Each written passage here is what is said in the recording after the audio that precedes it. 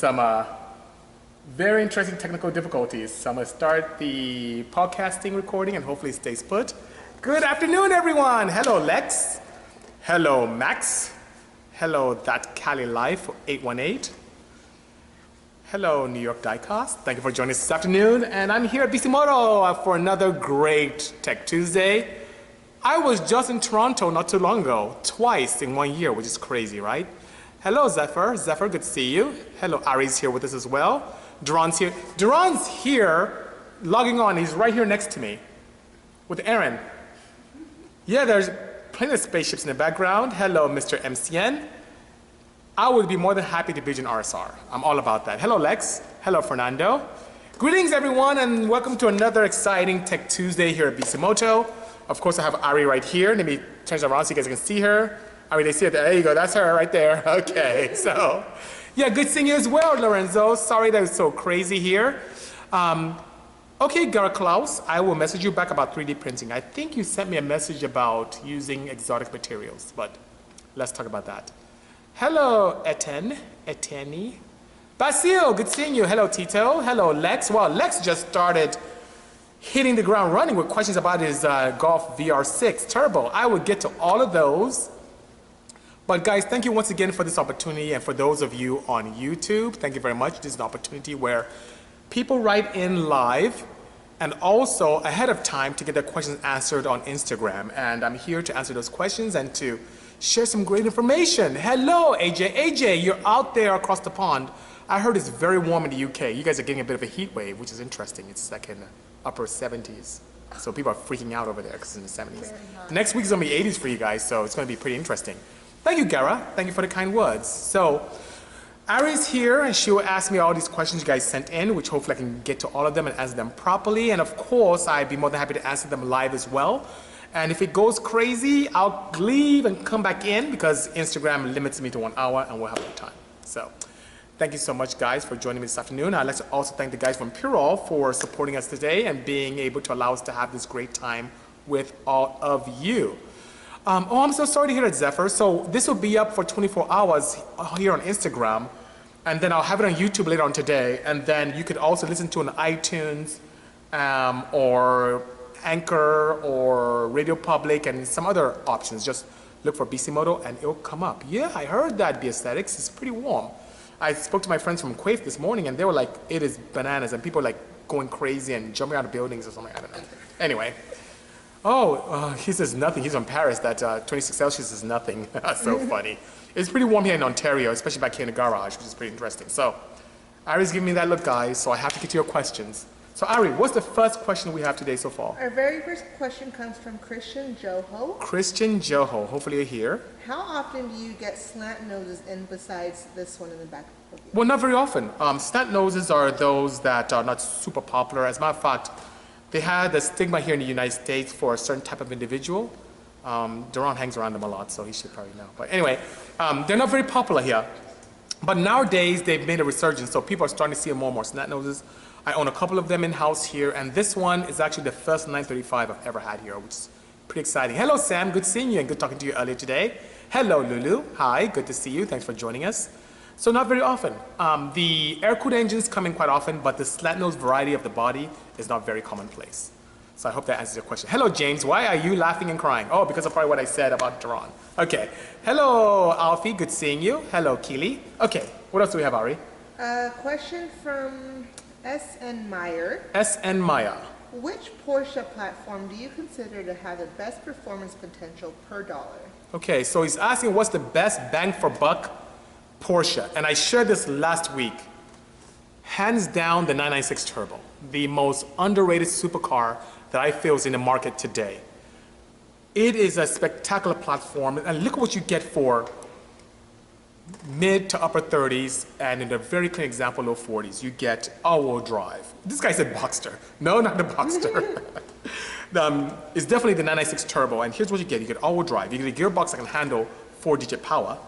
You get an engine that can handle 700 horsepower in factory form. You have very slight modifications you have to perform to create some great reliability. With a very simple ECU upgrade, turbos on the factory manifold, and intercooler upgrade, you can make 700 horsepower, which is pretty awesome. And it has that nice little classic feel to it, which is very, very endearing. So it really is a supercar in the 30s that can make a lot of power and be very enjoyable. And bang for buck, that is really a good platform. Turbo upgrade, intercooler upgrade, and a flash or ECU upgrade, and you have 700 horses. That's pretty freaking cool. And all-wheel drive to boot, and the gearbox is very robust.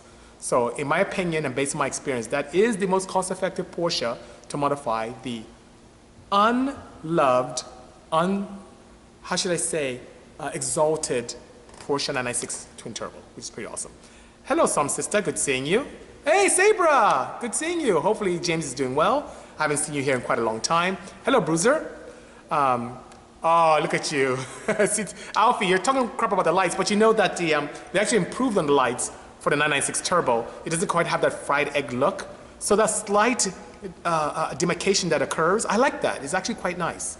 So I appreciate that. My pleasure, Gio. Hello, Chrissy. Good seeing you. Thanks for joining us this afternoon here with Ari and the team. And we are answering some great questions that you guys sent in. And I'll be getting to quite a few of yours in between and at the end as well. So what else do we have, Ari? Question from AJ. AJ. AJ! Yes. Question from you. I love it. Thank you, Young. Thank you, Young Deezes. Deezes. Very interesting name. Young Deezes. Okay. Okay, seeing as you have a diesel truck and Purell does not make it, what 5W30 diesel oil would you recommend for a daily driven turbo 4-cylinder diesel car? Something high performance. I really haven't seen anything that's ideal. I'm kind of pushing the guys from Purell to try and help make something diesel wise. I leave it up to the dealership to put in whatever rubbish or whatever they like to put in there. Duran's over here laughing. So I really don't have a recommendation because in a high performance activity, I haven't seen anything that I played with that was just absolutely superb. So I'm sorry, AJ, I don't have a proper answer for that one. My apologies, huh? Okay. Yes, Ari, what else do we have? Okay, let's see. B5 Rider. B5 Rider. He wants to know at what mileage should the 987S owner consider rebuilding the engine? Well, it depends. So he's asking on the 987, which is, it could be a Boxster or Cayman. I think he said 97S, yeah? Yes. So Cayman or Boxster S, that's of the 06 and up variety.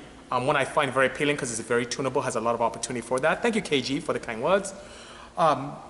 It really depends. I've seen engines not do so well at the 50,000 mark, and I've seen them go to 200,000. So it depends on how they're maintained, and was the engine built on a Monday or on a Friday? I don't know. Anyway, but nonetheless, the health of the engine determines. It's not really a mileage thing because even my own 987S is 70,000 miles, but I do want to upgrade it.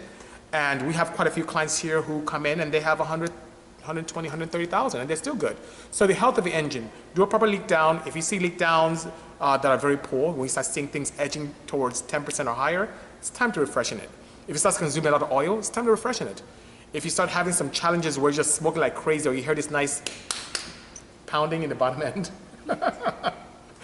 Aaron's laughing here, it's time to rebuild it. So the health of the engine is a determinant, not necessarily the age or the mileage on the car, because if you maintain the car properly, it can go for 200,000 miles without qualm, even in high performance applications, which is pretty nice. So let the health of the engine definitely give you the insight on when to rebuild, okay? Hope that answers your question properly. Good evening, Akmal. Thank you so much for joining us. Yes, that's a 3.4 liter H6. Absolutely, Alfie. Thank you so much for that insight. Hello, Veluha. Thank you for joining us this afternoon. Okay. What else do we have, Ari? We got a question from Adam Bendov. Adam Bendov. Okay, I've seen him around. He's been quite active of late. Yeah, he's asked questions Yes. before. Do you think that there is a long-term future for naturally aspirated engines, either for racing like your single overhead cam Insight or for production road cars? That's a great question. He's asking, do I see much future in ICEs, internal combustion engines that are naturally aspirated? Hello, Chem Lady. Good seeing you. Thanks for joining us. And Zirin, hang tight. I would definitely have some thoughts about the 13B. But prior to getting to that, I do have some thoughts about natural aspiration. And even though I hone my teeth in that, and many of you don't remember that, and Duran gives me a hard time every week. Every week, he gives me a hard time about building NA setups. He's a bad influence. But unfortunately, today's market demands high performance, efficiency with limited gas consumption. So that being said, as we continue to interact with engineers at OEMs, everyone is taking the same pathway, which is small displacement, turbocharged, with a small dash of EV technology leading into full EV. That's everyone. And what they're trying to achieve is the power of, let's say, a V6 or a V8 in an inline four with the weight of an inline four and the efficiency of an inline four that's optimized using direct injection. So that's what's happening. And Tom, as you say, there's no replacement for displacement, but technology is. As you think about it, air is the key element to allow us to make a lot of power. So as much air as you can ingest into an engine with the appropriate amount of fuel, the more power you'll make. So that being said, everyone is rushing towards turbocharging, using quote-unquote wasted energy to compress air into the engine to make it more efficient, consume and make more power, while using direct injection and all the advantages of direct injection, better stratification, better cooling, being able to run leaner mixtures without knock, being able to allow for increased gas mileage, all that's happening. And then adding in EV technology as an integrated motor assist, it's absolutely fantastic. And Antoine, you're absolutely correct. The smaller engines are lighter, which aids in efficiency even further, which is pretty interesting. And lighter doesn't mean faster and less fuel consumption, which is what everyone is going to. So as sad as it is, the days of the ICE, natural aspirated engines, are numbered, and the big displacement ones definitely are numbered. So it's going to change, you know. I hear you, Tom Blas. I know old school is the way to go. I really feel for that, and I even love the beauty of not only the simplicity of old school engines, but I love the beauty of the old school vehicles where we didn't have to worry about hood clearances or pedestrian safety. The cars looked really, really cool, and that's why I'm a huge advocate of taking old school cars and infusing new technology in them. So it's just pretty nice. Yeah, and Dan, everyone's going direct injection, absolutely, because it allows for more efficiency. It allows you to run leaner mixtures and make more power, and it allows just better combustion. So when you look at the elements that come out of the tailpipe, it's a lot more conducive for our environment, for lack of a better word. No, Ant, it is a 935, which came from Europe, just came into the country last week, and this very wealthy owner wanted to make it streetable. So changed the front end quite a bit to allow for laws out there in Europe with headlights and whatnot. So the new owner wants to bring it back to its old school glory. So that's what we're going to do, which is pretty exciting. But thanks for asking that question. Yes, MJ, my neighbor, MJ Photograph, efficiency is key. So, yes, Ari, what else do we have? Another good question from AJ. AJ, by the way, I love your questions. You are fantastic, and you know, it's like you're such a great individual, and we love your. Oh, here, see this? AJ, I'm sorry, I was interrupted in complimenting you with this rubbish from Deron. He's asking me about the insight, so Deron, I'll get you a question. Very soon. Okay, yes, Ari. Okay, question.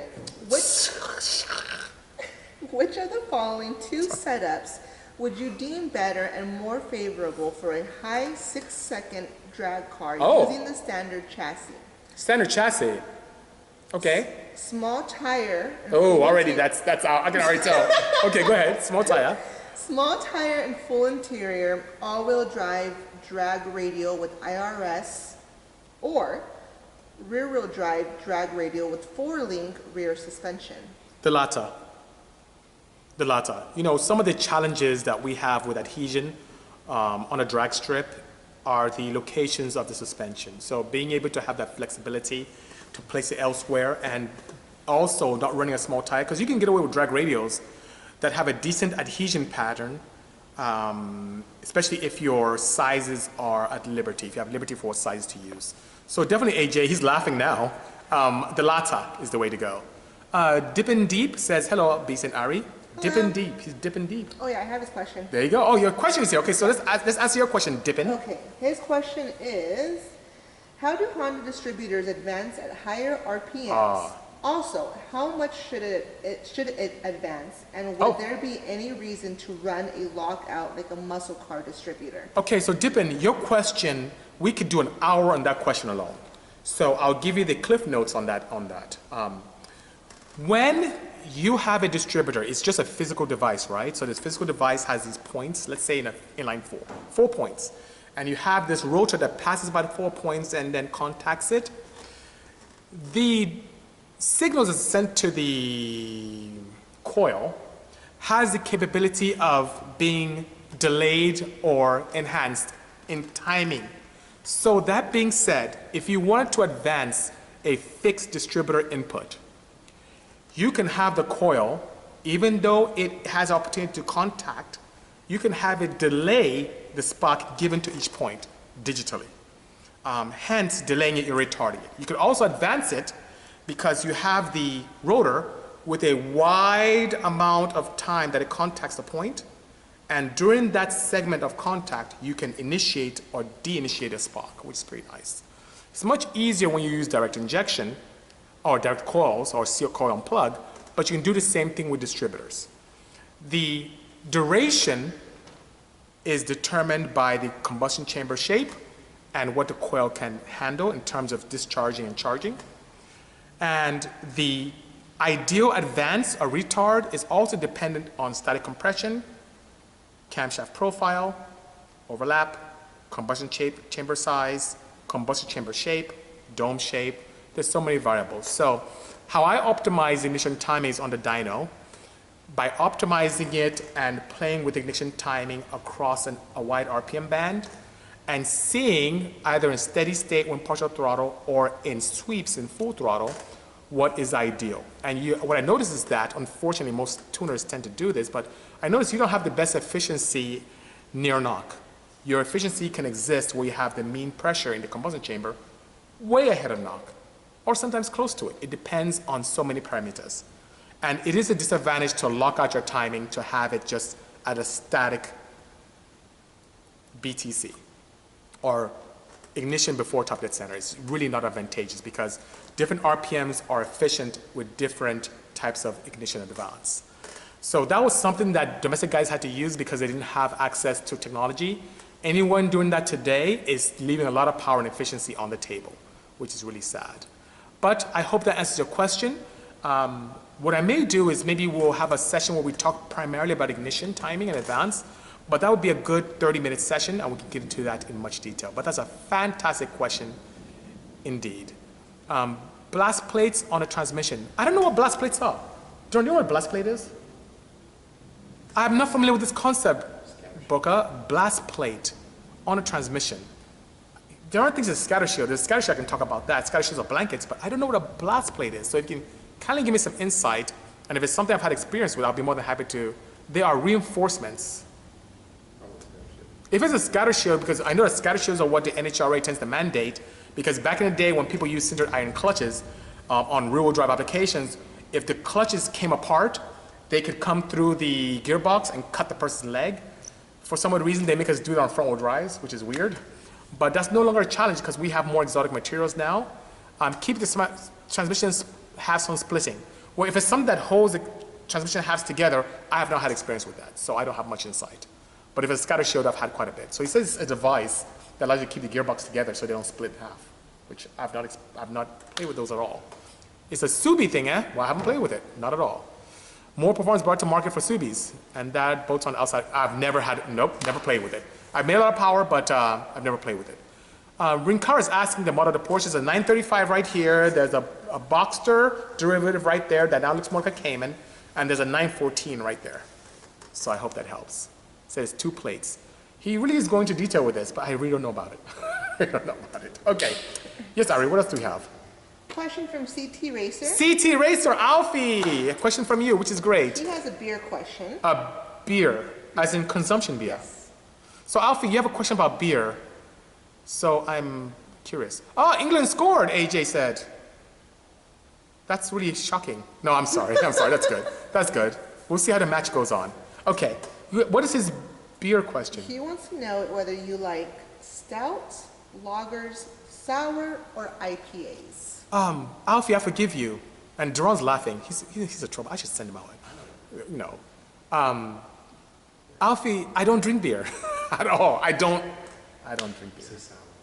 Sours? No, see IPAs. See, everyone has their own opinion here. So, Sours and sours. Ari says IPA. You won't Duran like says sours. Okay, I don't drink beer. Hello, Sheepy.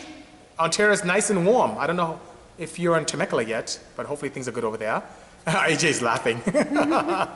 Hello, Slangman. Lager is what AJ says. I would say, what do I drink? What is this? What are you showing me? That's the last plate. I don't know. I've never used it. It's a reinforcement that holds two together. Oh, what happens? They split in half? Why are they splitting in half? Could it be the gears are angled a certain way that it creates stresses that pulls them apart? Then straight cut may be the answer instead of this. Huh.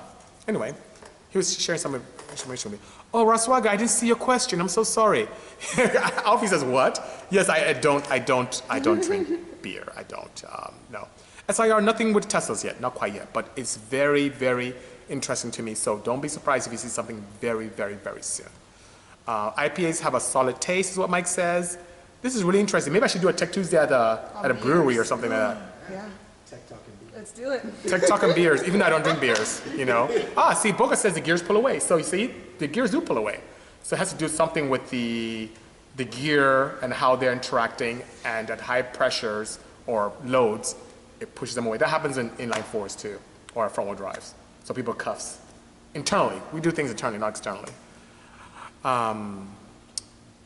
Garakulas asked, if I could build or work on any car that I've not done before, something completely different, what would it be and why? I would do a full EV. Knew it. I already said she knew it.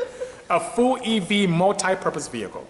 Something that could drag race, road race, and off-road. I know it's crazy, right? But I feel that there's an opportunity for a really cool multi-purpose vehicle with different modes, because the way I would apply the torque would be different whether I'm drag racing, road racing, canyon carving, or off-roading. So I think that's something I'd really love to do, and it would look extremely unique, and it wouldn't be a platform or chassis. It could be a chassis that currently exists. It could be a Lotus-based chassis, but the body would be something very different. But it's something I definitely would like to do, you know. On a D-Series engine, what's the benefit of switching to a B-Series gearbox? I would say EJ1. People like the aftermarket support. The B-Series gearbox is much more robust than the D-Series, especially if you look at the earlier Ds, like anything from the 88 through 2005. Those are really kind of weak sauce. They have aluminum forks that break when you put a lot of torque loading to them. And people just like the robust nature of the B-Series. They're also readily available and a lot of did I say a lot of aftermarket support? Tons of aftermarket support. I like the weight and the gearing of the D-Series, so I tend to go with the first gen Integra D, which is from 86 to 89 Integra. Those are really robust, and they have that bearing assembly that exists between fourth and fifth gear to keep the gears from splitting. Something we've been talking about quite a bit today about Subis. So that happens with inline fours as well, that front wheel drive, and we do the same thing. So Hans, wow, there's so many great questions. I love you guys. These are great questions, and we have 60 people live. Hans is asking, would I prefer to build a Z7 K series or a standard K24? If it's naturally aspirated, I'll go with an earlier K24, something out of the TSX. If it's boosted, Z7, bar none. Ari and I were just talking about that this morning, which is pretty exciting. So yes, boost one and A the other. Yes, one-legged Cam, one-legged Sam. Oh, interesting name. Yes, it is possible, absolutely. You could put a jet turbine engine in a chassis if you wanted to, you know. Yes, babes, I have, and we've done partnerships. So one thing that I do very well is if there is something that I want to explore and I have someone around me who can do a better job, I would definitely partner with them. So for example, Duran's here, and he's a very talented tech guy, very talented. So if there are things that need to happen here that even though I could probably do and it would take me a while, I would go to an expert like him to assist me so it can be absolutely perfect. So the same thing comes with intake design. I can design the intake here, but I'm not going to forge something here or digitally create something here. I can take the drawing and send to my partners at Kinsler and they'll make it happen. And that's why Kinslers exist here in the Honda world, because of my interaction with Jim Kinsler and also Scott there. And we made it happen, which was great. Before that, they could care less about the Honda market. And now all of you have access to Kinsler ITBs. So it's the same thing. So that's typically what I do. Hello, Sam. Thumb up to you as well. Wow, that's a good one. So what I noticed, AJ, is that the K24s in the CRVs and Elements are really rubbish heads and very limited valve train. And when you take a look at the cam control, there are limitations as well in the IV-Tech assemblies on those heads. And the camshaft profiles are smaller. When you look at the TSX, earlier TSXs with the K24, those are really robust with the K24As. Those are really, really cool engines, flow extremely well. especially in the exhaust ports. The cams are nice. The VTEC assembly is nothing to be left desired. Then you go to K24Z7, and this is something that a lot of people don't know. The K24Z7 intake outflows every K prior to it, which is awesome, right?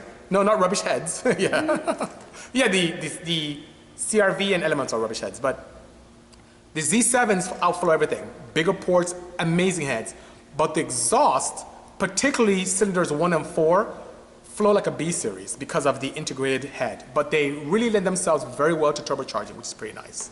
You know, best way to eliminate turbo lag, Jacob asks, anti-lag. Okay, so use electronics and technology to our advantage. Okay, yes, sorry. We got a question from Boost Francisco. It is. Boost Francisco. Is this a real 935 or just a creamer body? What are the differences between the K3, K4, and K5 evolutions? Okay, so that is a great question. This is a proper body on this car, and as I mentioned earlier in our interaction, the individual who owned it initially was very financially stable and decided to make it roadworthy. So it has a bunch of interior components, which is cool, and has a front end to allow it to be legal on roadways in Europe. And now the new owner wants to bring it back to its old-time glory. So we found the original mold here in California to bring this back to a proper K-series. I can't believe I'm K-series about a Porsche 935. Now, for those of you who don't know, the 935 was Porsche's way of really racing back in the day in the 70s or whatnot. And it really paid nod and homage to the earlier RSRs, which is pretty cool. The K1s were kind of remained in the house, and Porsche would actually allow certain select individuals to have access to it. It wasn't something that was commercially available. So what I determined was that a company like Kramer, who was based, I think, in Cologne, Germany, Kramer started their own builds alongside of the K1s because Porsche just wouldn't allow people to modify them. And then the K2 came about by using base Ks or 935s from the manufacturer and building upon them. And then the subsequent were just evolutions with body, suspension, turbocharging, engines, and so on and so forth. They typically existed anywhere from 3.0 to 3.2 liters. And even without a limited slip differential, a lot of them made north of 700 horsepower, which is pretty cool for back in the day. So the differences are primarily in body, engine, and also just a natural progression for each year. But the K1s, those definitely were as a result of Porsche not wanting to sell it to anyone.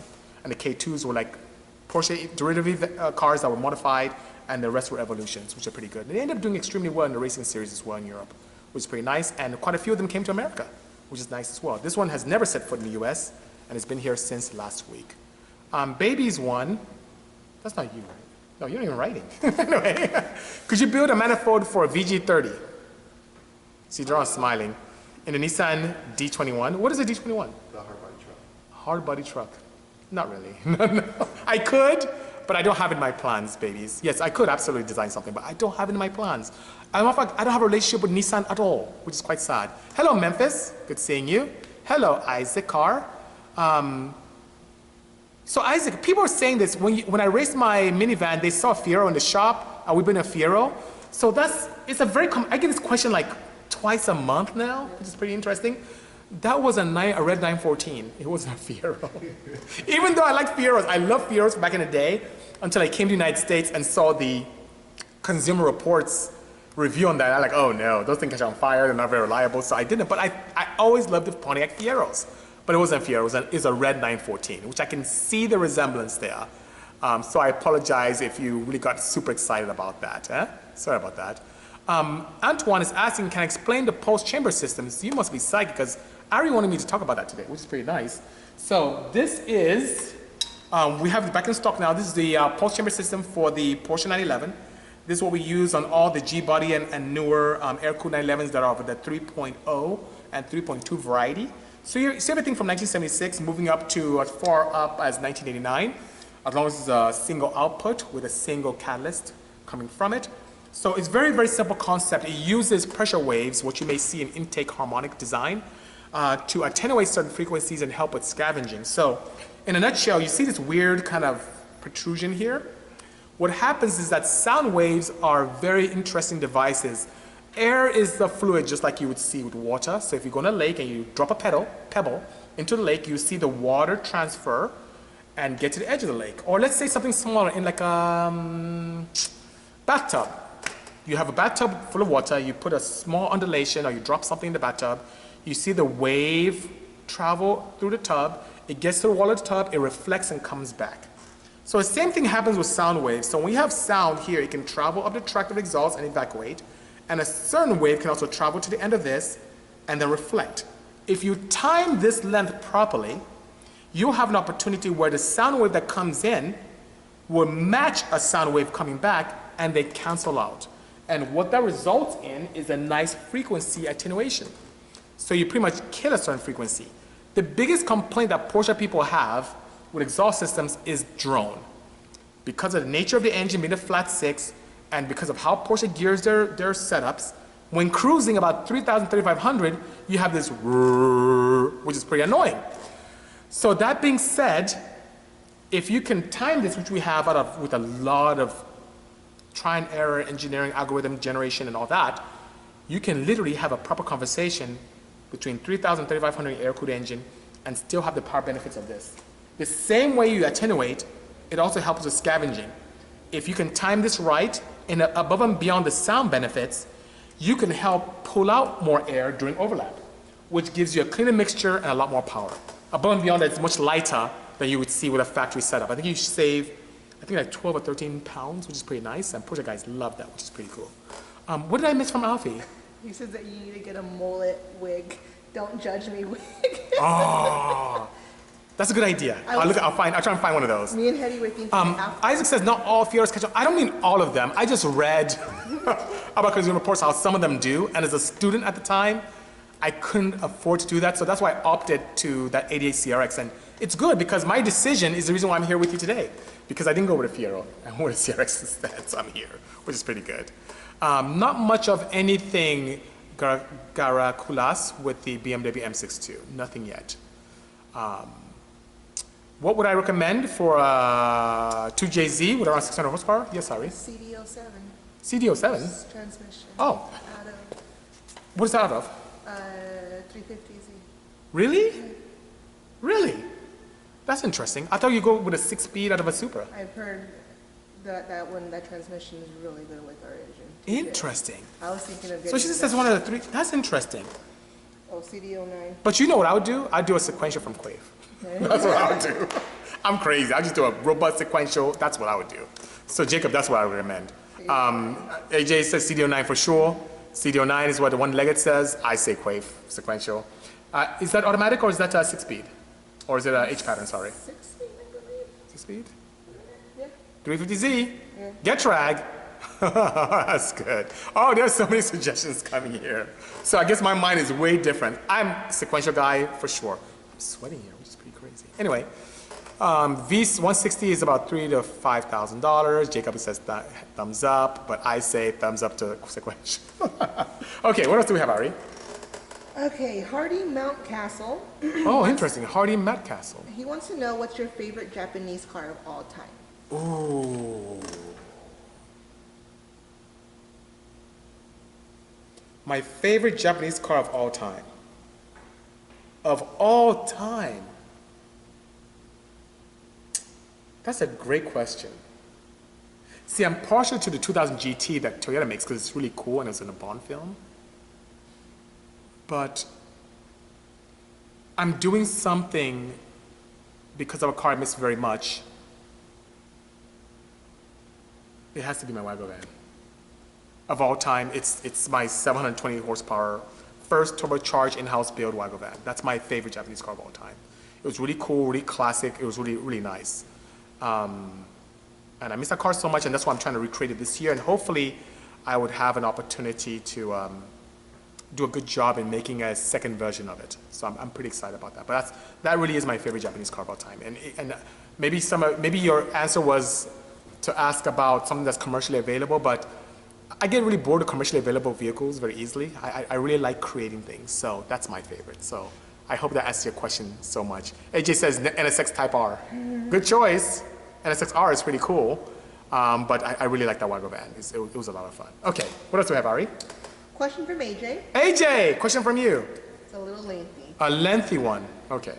How much of a difference would you see using the aerodynamic platform of a first-gen Insight for a 1/8 or quarter-mile drag racing Okay. compared to a lesser aerodynamic shape of a Civic Okay. or other front-wheel drive, rear-wheel drive, or all-wheel drive drag racing platforms in terms of ET and MPH? Oh. And also, how much does your Insight currently weigh without you in it? With me or without me? Without you in it. Kind of gained some weight. But let's start with your first question. Let's start with your first question.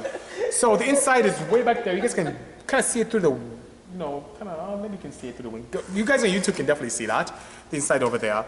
By far, and I've proven it firsthand, AJ, the inside body, even with a heavier chassis, is superior in terms of efficiency, ETs, and mile per hour. So, perfect example, the CRX I had before, which is more aerodynamic than EG or EK, I gained 0.3 and 2 miles an hour with the same engine, same power plant in a heavier car with the Insight, primarily because of aerodynamics. The cam effect that occurs where the rear of the car terminates very quickly helps significantly with aerodynamics. And at the time, the Insight was the most aerodynamic production car, period. So I believe the CD was in the mid-2s, which is really nice. So that being said, what do you, Deron, stop it. Talking about it. He's right here. Yeah, what about that Insight? So that being said, without me in it, if my memory serves correctly at the time, that Insight weighs 1710, which is pretty nice. So it's pretty lightweight, which is pretty nice.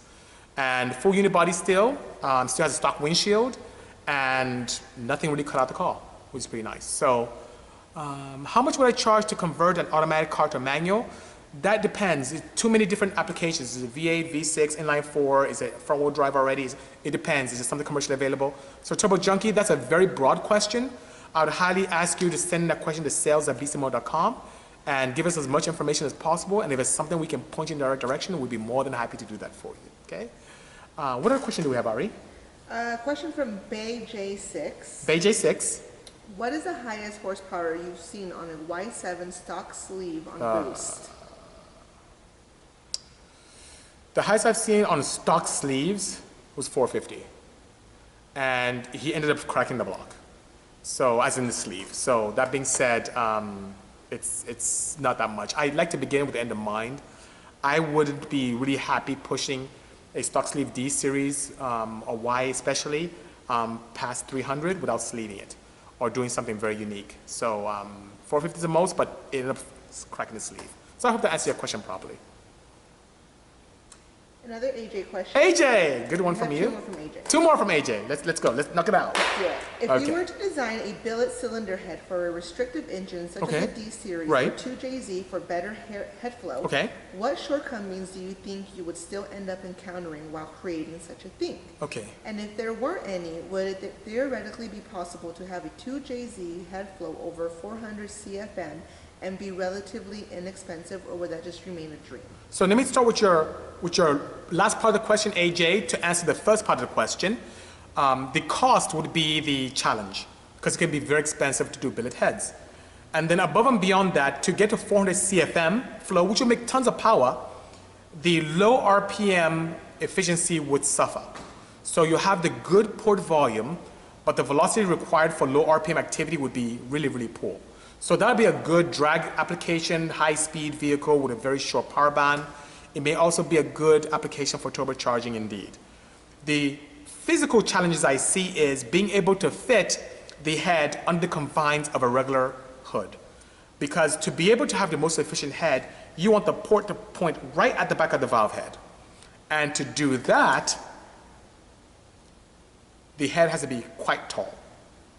If I had a magic wand to make the most efficient head, I would really play more with pneumatics than having a physical camshaft. I like to be able to pneumatically actuate the valves, to act as a throttle body, and also a camshaft profile at the same time. And once again, that adds to complexity and cost. Oh, thank you, David. I appreciate that. So I hope that answers your question. Cost is number one, a big challenge, but also being able to fit in the confines of an engine bay could be the secondary one. Okay, last question. Yes. It's from, would a Ford 8.8-inch rear and 4-link or a ladder bar rear suspension end fit in the rear of a first-gen Insight as well as a longitudinal gearbox, or would you need to cut out parts of the body? So yes, it would fit. So it's asking with a 4.9-inch with ladder bars and all the conversions you typically see on a domestic vehicle exist in a first-gen Insight, and could you convert that to a rear-wheel drive? Yes, you can. The battery section tray is pretty high up, so you have some space there. The spare tire well does protrude very nicely into the area where you have the rear end. So that being said, that has to be surgically removed. There's a slight tunnel in the middle of the car as well, so that would allow for access of a drive shaft, but you have significant surgery in the front where the bell housing would sit or the gearbox would sit, plus you have the steering mechanism right there in the way. It's going to require a lot of fabrication and a lot of manipulation. As a matter of fact, if I were to do it, I would move that steering that complexity or components to the front of the engine, and that will allow you to have a lot better application for the rear-wheel drive setup and the steering, and it would eliminate the challenge that you would see with the gearbox going through the firewall. So it's going to be a lot of fabrication. So I think I know what you're getting at. That'll be a pretty cool project. I don't know, Jeremiah. He's asking, Jeremiah's asking, what does AJ do all his answers? I mean, that's what we're here. I mean, even if we speculate and talk about it, and you know, great things come from interaction. So who knows, Jeremiah? It may be good. Thank you so much to Wheeling Dre. I appreciate the kind words. 1 max PSI on a stock SR20 DET, and that's very challenging because the turbocharger size to Wheeling Dre dictates what power output would come from each level of boost. So a 15 PSI on a disco potato, small turbocharger, is much different than a 15 PSI on a large mid-frame turbocharger that's 72 millimeters inducer and higher. So it depends. So if you give me some insight on what turbocharger size you're thinking of, I can probably answer that question better. Zirin Sun, I promised to get to you, and I will now, asked about my thoughts on the 13B rotary. I love Wankel engines, period. As an engineer and as an enthusiast, I see the viable attributes of having less moving parts, of being lightweight, of being very simple. I also like the sound of them and the high RPM reliable capability of them. I just love revving those things. The setbacks on those engines are the heat they generate, the challenge with some of the seals, even with advances in seal technology, the emissions they generate, the same loud noise that I love is also a detriment as well, and the lack of parts availability in today's environment, you know. So that being said, I do like rotaries. They're very cool engines, and now Mazda's bringing it back to pair with EV technology for new platforms, which is pretty cool. So it allows the opportunity to have ICE advantages for access to petrol stations everywhere, and also has a lightweight and efficiency and less moving parts that you see in a piston engine, which is pretty nice, you know. Antoine's saying AJ is secretly taking the last bit of information to create these projects. That's fine. I'm here to help. If there's anything I can do to help you create your project and do well, that'd be fantastic. How long will it take to tune a custom map on a big Streetport RX-8? If you're using a standard AEM, it can take you 2 to 3 hours. Not too bad at all. Thank you so much, One-Legged Sam. Appreciate that. AJ is he's looking funny. That's that crazy emoji. So thank you so much. How are we doing so far? We're good on questions, yeah? Good. Okay, beautiful. That was a really good session. What's the best bang for buck for a suspension setup? What we use on a Mark IV Supra? Bang for buck. Ooh, see, suspension is something that I don't like to skim on, to be honest with you.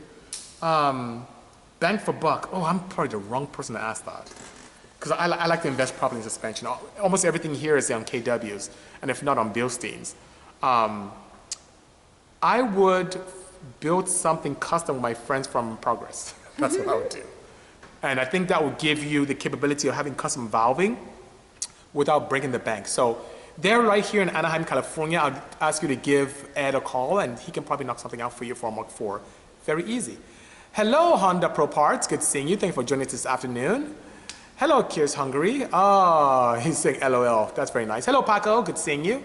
What does Streetport mean? Well, that is a way of modifying rotaries. So they have different levels of porting that gives performance levels of like having larger camshafts in a piston engine, AJ. So you have a standard street port, then you have a bridge port, and you have a peripheral port, which is pretty bananas. And that's where they port just certain openings in the engine to allow for better breathability and performance, just in a very simplistic manner.